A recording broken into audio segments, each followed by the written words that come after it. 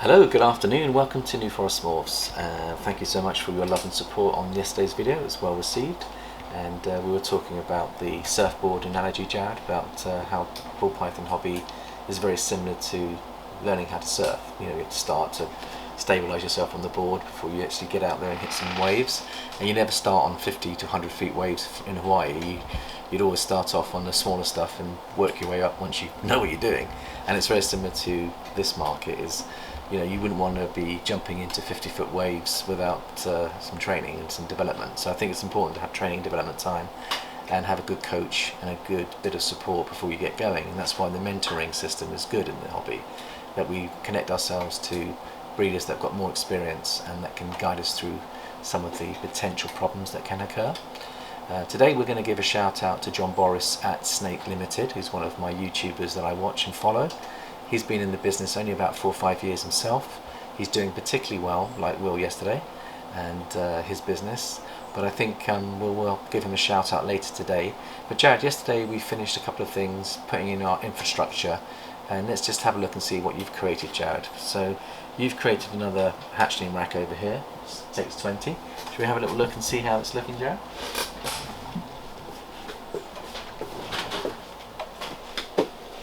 So, sliding in and out nicely. So you've made it in the same design as the one that you made several years ago. So part of the balance of being in the facility is I like to have a balance. So having two that's easily accessible for the hatchlings, I think is a great move. We've got some of our hatchlings that are growing up in our sub-adult racks at the moment. So what we're going to do is we're going to basically move things around a wee bit, get everything nicely balanced, and then use our grow-ons into here. And then obviously we're starting to sell, market them. We've had some nice interest from various people out there that are starting to buy snakes. We're moving out 2 or 3 snakes this week, so on the marketing front now it's time to step up and get the marketing organised, and next week we'll be sexing and uploading the available snakes, Jared. And we know that the feeding yesterday, Jared, how did the feeding go?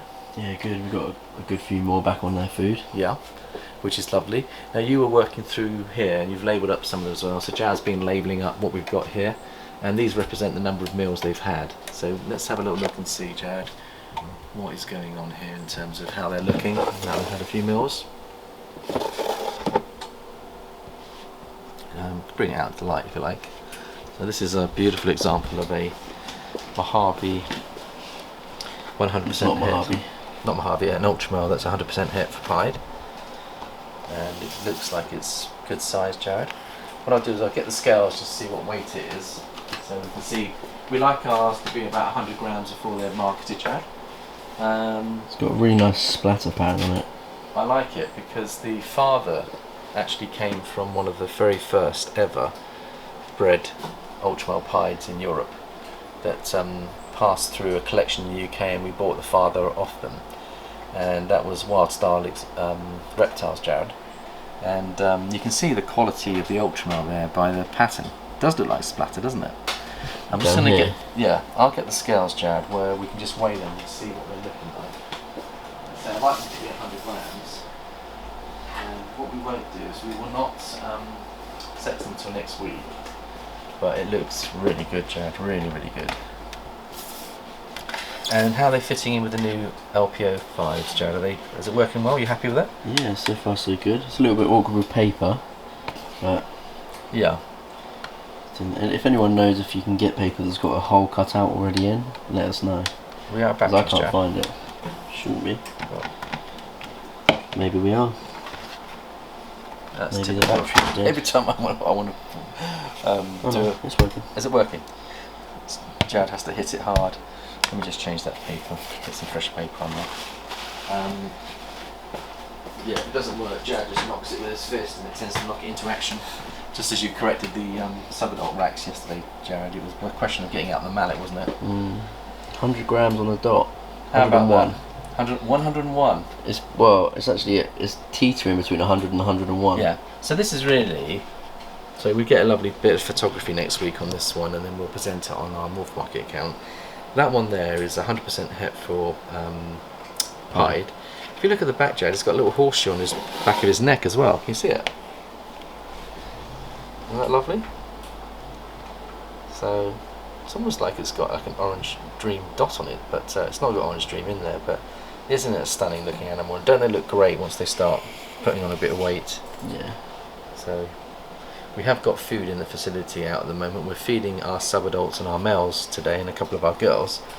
And so we are taking a little bit of a risk taking them out at the moment. Any other ones, Jared, that kind of, as you were setting these up, anything else that has done well on the feeding side? Is that the Mojave Ultramel? Let's bring it. Let's get one that's had a lot of meals here. Okay. This one's had 4 meals. 4 meals?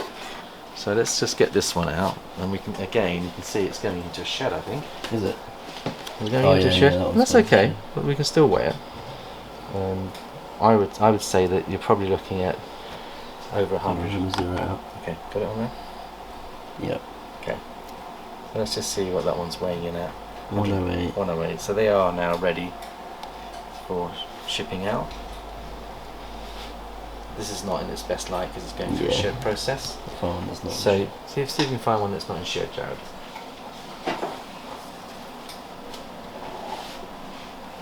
Now obviously if anybody likes to look at these and wants to as well. wants to send you a message, Jared, either on Instagram or me on Messenger, then feel free. Even a message on our YouTube channel I will follow through on, and this gives you an idea of what's going to become available very shortly. There'll be a lot of Ultramel Het Pieds, a lot of Mojave Ultramels, Yeah. Het Ultramels, Mojave Het Ultramels. Yeah. And we'll get them all priced up. And and how triple. How do we go about pricing these up, Jared? When you normally I'll look on the market at the moment, see what they're worth roughly. Yeah. We never go the lowest, we never go the highest. We think our Ultramels in specifically are a really nice quality of Ultramels, so they won't be the cheapest, but yeah, I think we'll be fair and competitive. And I think also if you were to buy 2 or 3 animals from us, we would then also discount those. And if you bought snakes from us before and you're a supporter on our YouTube channel and built up a nice friendship with us, I think we are tending to be more generous as well. So the key, I think, for me is to get some lovely photographs out there, Jared, but people may be interested in making offers before we even get to that stage, and often you do sell some of your snakes before they even get onto Morph Market. So we'll have a look at that. Are there any others in here you're labelling up? These are the triple het, so this is the Holy Grail project. Yeah. Let's have a look and see see how the they're pastel doing. pied het clown. Yeah. A het lavender as well. Yeah. And this one I haven't been able to get on food yet. Yeah. But he was born very large. He's going to produce some large animals for us. But so he is and it is a boy. You have sexed him. It's a boy, yeah. So he's a pied, pastel pied. That is a double het clown. for lavender clown. So he's still holding his own at 69, Jared. So he's only lost a couple of grams since he was out of the egg. Yeah. And this is another thing: is sometimes it's best offer them the meal, but don't over offer them meals. Let them rest and then keep gently trying. Not every snake's going to eat straight away, and we're finding that with 150 hatchlings, we're finding that every week an extra 10 to 15 are getting on food, and then when we start feeding the ones that have already got into the habit of feeding, they virtually feed very quickly, don't they? Yeah, straight away. And I think the tub and they're there. Yeah, we're not used to doing it on such a large scale, are we, Jared? We normally have about no more than 50 hatchlings, but now we've got 150. We're having to feed twice a week. Not the babies, but the hatchlings get fed once a week, but we do it in 2 batches, therefore we feed twice a week. And then we do the boys once a week, once every 2 weeks, and we do the girls once every 2 weeks when it comes to the sub-adults and the adults. And then closer to the breeding season every week. Then we step up. So the idea, the strategy that we're running is that we want the girls to rest, we want them to get back on food. What we've done today is we've set up smaller prey items. So if you've got a female that's come off eggs and she's not eating, we've got one at the moment, haven't we, Jared? What are the techniques for you to get them back on food? You're talking about a breeder female after she's bred, or what? Let's take Calypso for example. She's one of your star animals that produced that clutch. She hasn't actually taken a prey item yet since she's given us that clutch, but she's always been a big chunky girl.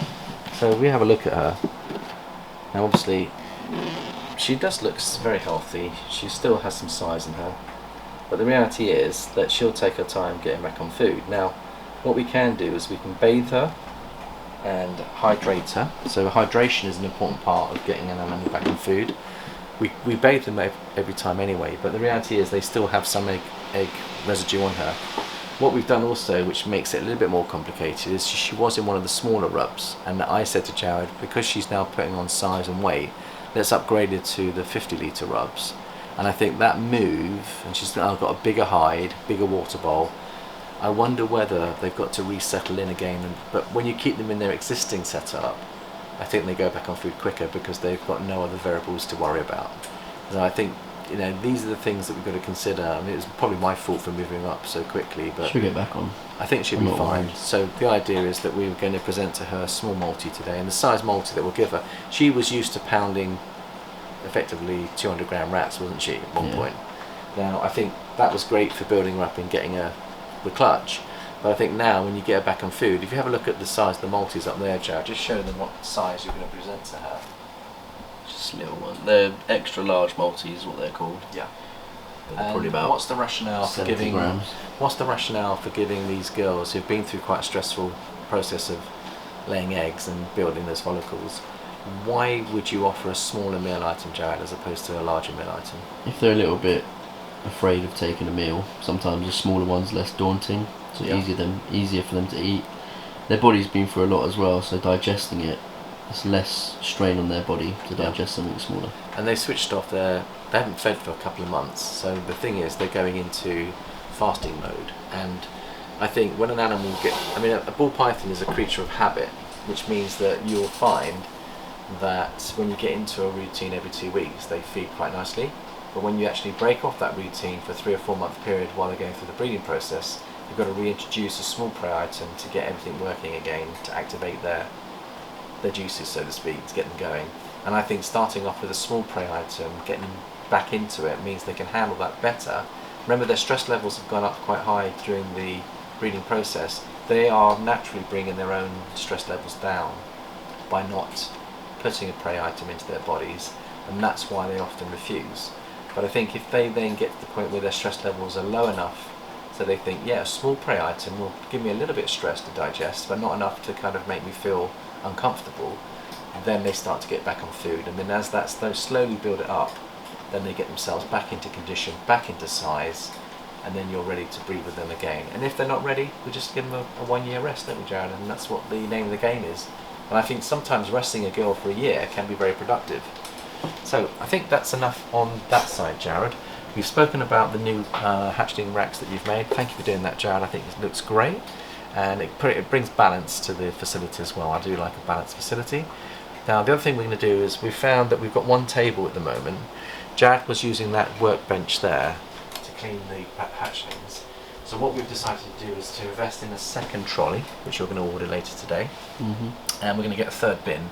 Because we've got more animals to clean and more animals to look after, the amount of paper and cleaning products is going up. We're having to order some more blitz as well, so everything is all scaling up, and with that scaling up we're putting in more time into the business, but also we need to make sure that the infrastructure is supporting us in that. So we are getting to the point now where I think, Jared, we've got probably most of the infrastructure that we need. And then the next thing is we're going to be then growing on our higher end boys, and they'll be replacing some of our initial studs. So for example, Skip, who's proven to be a fantastic breeder for us, and we're going to keep him 1 more year, because even though we've got some gravel visual clowns, this guy is a het gravel clown. He's a gravel het clown. Gravel het clown, sorry. And he's been pastel gravel. Pastel, yeah. He's been a star, hasn't he? And the mistake that you can make is, even though you think you've got replacement boys for them, is every replacement needs to be proven out before we move on the original daddy. And therefore breeders coming up that want to get into the project can then buy a proven breeder from us, who they don't have to spend 2 years growing it up. It's proven, it will produce on a budget a good price, because we'll end up selling that at a reasonable price, and then you've got your ability to then generate some gravel clowns for yourself without having to spend too much money on buying into the project. So this is what we're going to be doing. And same with the females. When the females are being replaced by the sub-adults that are coming up, we'll make them available.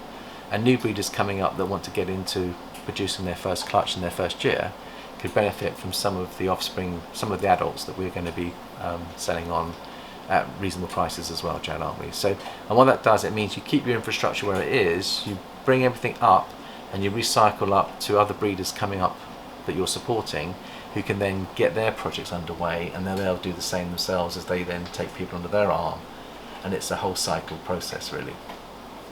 So talking of which, now we're in the end of July. We've got 2 eggs in incubation, which is the killer Snke Clown Clutch. So far both eggs are looking good. I was worried that one of them had weak veins, Jared. We're hoping that they both make it. We're at the 30-day mark, there's another 30 days to go. We're praying that they both stay good, and we're also praying that we hit the odds, because it's 1 out of 16 for every egg, isn't it? So if you've got 2 eggs and they both make it, our odds double to 1 out of 8 chance of actually hitting our dream animal, which would be lovely. So that's something to look forward to. I've also checked on Pistachio. She's due in about 2 weeks, Jared, with our final clutch.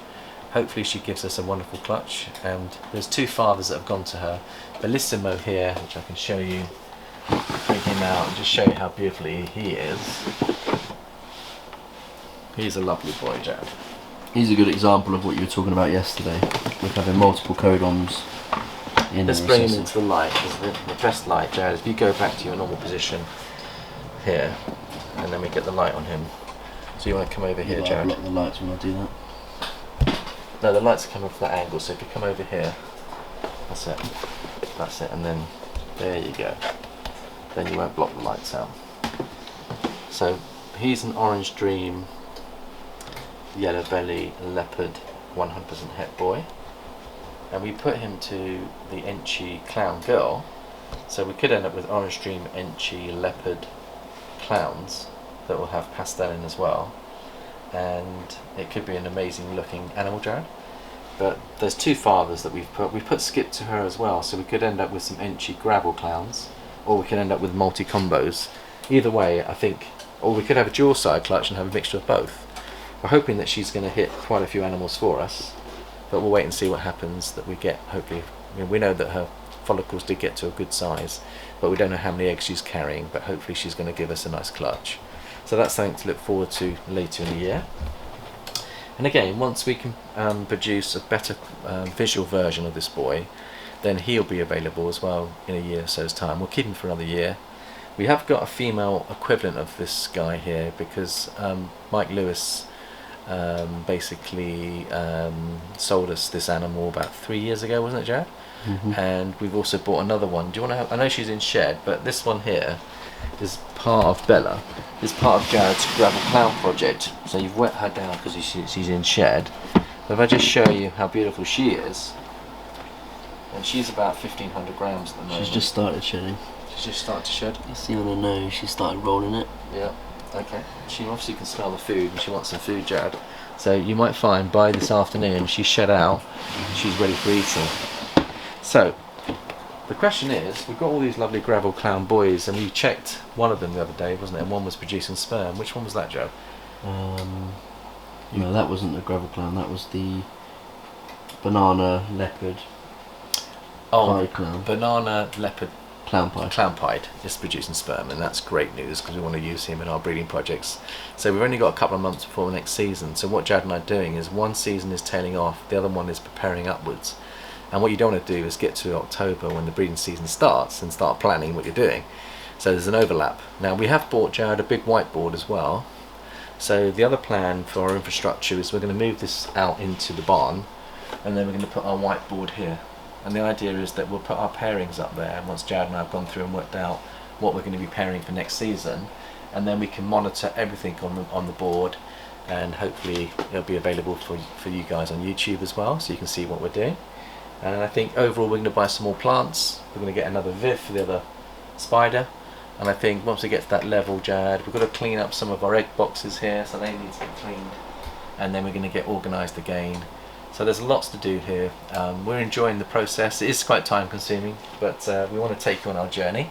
Hopefully you're enjoying the content. We're trying to put out as much content as we can, but it just gives you an idea of what really happens on a daily basis in a facility and what you're looking to build going forwards. So talking of projects, Jared, my thoughts are that we can probably discuss a project a day. So rather than sit down and think there might be 30 different breeding pairs that you want to go for next season, instead of kind of being overwhelmed by the task of sitting down and working everything out in one hit, we're going to basically look at what we've got and what we want to pair. And if we show you one of our examples, so we've got this beautiful, because the blackhead lavender het hides are so gorgeous, we've decided to think, where do we put that blackhead next? Now we've got the blackhead boy over here. Let's go and have a look at him, Jared. We will be feeding him later today, so we won't take him out. But just have a little look, Jared, and see how he's doing. And he's still a little bit thin. I'd like to give him a little bit of extra food to get him up to size before we get to the breeding size. So he went off food during the breeding season, yeah. So yeah, it's so a little bit of reconditioning. We'll recondition him. So there's a question of reconditioning your boys as well. And then the same with Electra. Now we're thinking about putting him to Electra. Now if you have a look at Electra, now if you can see that one, there she is. She's our super gravel girl, and she produced a wonderful clutch for us of 9-10 eggs. And again, we're going to recondition her, and we're going to put the gravel and the blackhead together. We think that that will be fantastic in the Lavender Dreamsicle project. So yesterday's video was about bringing in Codoms, Jared, and what I'm looking at now is thinking, we're still focusing on the Dreamsicle project, but we're going to bring gravel into that. And I think the gravel and leopard, and we've got to think about ways of how we're going to bring in leopard. But coming back to your gravel project, Jared, one of the things we are concerned about is we've got our boys up to size, but we haven't got enough girls to kind of support the project. We've got some grow-ons that have got Yellow Belly and Orange Dream in, het clowns that are coming up the ranks that will be another year or two. But we've got a shortage of females to go to those gravel clown boys. And so this is the time to go onto Morph Market and to see whether you can source some maturer projects to help with those projects. And I found one or two available out there, Jared, and what we're going to do is Jared and I will, after lunch, we're going to go and have a look at some of those options that we've got, and we'll be prepared to spend a few £1,000s before the end of the season in upgrading certain genetics, so that whether we can get, and this is a great time because quite a few breeders are downscaling their collection sizes. They're making these things available at good prices, so you can pick up close to ready females for your projects, and that's what we're going to be looking at later this week. So we might be then reintroducing, recycling some of our females, but bringing in the females that we need for our projects now that we've got our boys in a good position. So these are all things that require time and fine-tuning. So just to end the video, Jared, I wanted to give a shout out to one of the YouTubers that I've been following for quite a long time now. His name is John Borris. He's based in Philadelphia, is it? Or was it Pittsburgh. Pennsylvania. Pennsylvania. So let's have a quick look and see what he's doing. This guy is, I think, pretty much full-time. He puts out regular content. He's been keeping reptiles for 30 years. And he shares lots of very helpful information on here. He's got a Patreon as well, and if I just show you some of the videos that he puts out, I won't show you them all, but he's specialising in multi-combo lightning pies. He's getting Orange Dream into his combination, Jared, and he's using the MJ version. So to be a true lightning pie, it's MJ Xantic with pied in it, and he's basically, his strategy was to buy from a breeder that was downscaling. I think he bought 1 or 2 adult lightning pies, paid some serious money for them, but got them for a really good price. And he was able to get them up to size, and he produced 2 or 3 really good clutches that maybe cost him $10,000, and then he sold one clutch for $25,000 about a year later. Now this guy makes a lot of good business sense in my book, Jared. And I think if you want to get into the business side of what you're doing, this is a relatively new breeder on the scene that's showing us how it can be done. He also is very transparent with his mistakes and with any issues that he's having. So I like his transparency, and he's putting out regular content, and he does good deals. So I think it's nice. Let's have a look and see what other content he's got on here, Jared. So you see, his next video coming up is why he stopped chasing quantity in his projects. So he's now going for quality over quantity, which is what we're doing. Planning to do. How he chooses his holdbacks. If he could go back, advice that he would change every time, you know. A little practical one, how he tied off the snake's yolk sac, and this is why he had to do it. So what he does, he explains some of the problems that can occur. For example, why would you tie off a yolk sac, Jared? Have you got any ideas for that? I guess if they're not absorbing it, or if it's gone bad, Yeah, you don't want them absorbing it. that's right. And sometimes if they are wrapped around the umbilical cord and you can't undo it and unknot it, instead of it choking to death and not getting the blood, not choking to death, but the blood won't flow correctly into the animal, then I think they have to cut the umbilical cord to release it. Then they've got to tie it off before they cut it. So there's another reason. So I like the fact that he's very hands-on, practical, real. The videos are real, and he does it all himself, self-filming, Jared. He's got his first DG clown clutch. Now I haven't seen that one, so if I was to click on that one and just show you what's going on, we'll probably get some adverts before we actually get onto the video. We finally are starting to get a couple clutches rolling in here. This one's kind of cool. This will be my first ever potential to hit DG clowns. So let me pull her out and I'll show you guys. I think I have 2 more other clutches due this month, and then we're kind of on a hiatus still because I don't have any females that I think are even getting close to a pre-lay shed yet. So this girl, I got her for straight fire some point last year. And she was bred to, so she's an OD vanilla clown at DG, and she was bred to a red stripe leopard, yellow belly, triple head, DG clown pie. So obviously I'm looking at DG clowns here if possible, and you know, if we could hit some that are pie, that'd be great. Obviously, my best odds are hitting DG clowns, and you know, Pos double heads. But she's a first-time mom. She looks like she laid 6 good eggs. Not the biggest girl in the world, as you can see here, but she's beautiful.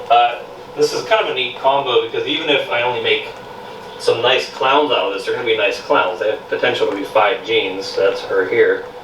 Let me guess. I would guess she's at 1,400 grams. I actually, on the last video with the clown pie, I actually exactly guessed her weight.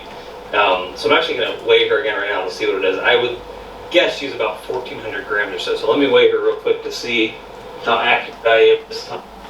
You know, there's John for you. I quite like his style, Jared. He's very transparent and open. Brings out all these problems, and I like that. And it helps me as a relatively new breeder in the 5-6 years myself. Still learning, and we learn all the time, don't we, Jared? And that's what I love about YouTube, is that there are people that are transparent with their collections. Now, the other thing I was going to say, Jared, is did you notice he bought that female a year ago and he's already got a clutch? Now, that's good business sense because he's got animals ready to go and they are available out there. So what we're saying is, instead of waiting 3 years on speculation, he's getting a return on his investment, and he's putting in his high-end boys. Those DG clowns are triple, could have 3 recessives in them. With shed testing, even though you've only got a 50% chance of hitting one of those recessives, if we shed test them and get them proven out, he could end up hitting DG 100% het for the other recessive gene. I can't remember what it was now. What was it? DG clown. One other, I can't remember what it was. But then you see what my point, Jared, is that he's taking a gamble, but he's taking a calculated risk. And I think we need to do the same. Is keep your mind open. Every year we should be looking to upgrade our collections to keep pace, to keep on top of that wave and that surfing. And I think we can learn a lot from each other. So thank you, Jared, for your love and support, helping me out with this beautiful collection. I think we're growing into it together, and I couldn't do it without Jared. He is absolutely brilliant at assist feeding. I had a few goes at assist feeding, I struggled, and Jared is teaching me how to assist feed at a better level, and it makes me appreciate people out there that are doing it for the first time. It's not easy, but with experience we can do it. So thanks for your love and support. We shall see you next time, and have a great week. Thank you very much. Bye bye.